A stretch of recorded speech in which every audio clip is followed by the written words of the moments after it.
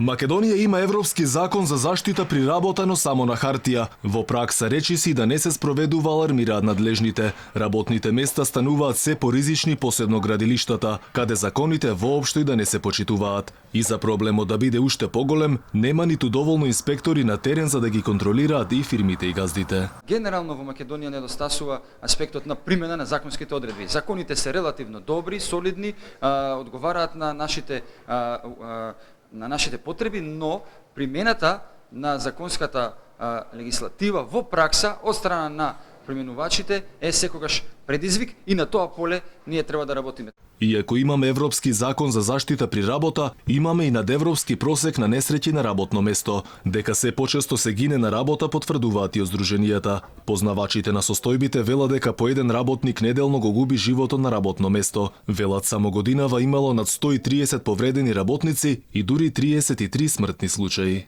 Работодавачот, но понекогаш и работникот навистина не обрнуваат внимание дека некои работни места исклучително многу бараат да бидат практикувани по определен протокол кој што е битен не само за работникот, туку и за работодавачот и за целиот работен процес. За ваквата црна статистика да се намали, потребни се и свести законска регулатива, иако таа барем засега е само на хартија. Дека тоа е така сведочи и сликата од терен, каде работниците се на скеле и на пеколни температури и покрај апелите од надлежните да не се работи кога е прежешко. На терен се види дека не се почитуваат препораките, на скеле висеа луѓето и работеа и на плюс 40 степени, кога беше алармантна состојбата и кога беа и жолти и портокалова фаза. А тоа не траеше повеќе од 3 дена, така што мислам дека немаше да има никаква штета ако се прекине активностите баш во тие 3 дена. И да се размисли на тоа за стандардот на самите вработени со 200 евра плата, како може да се плати глоба од 2000 евра.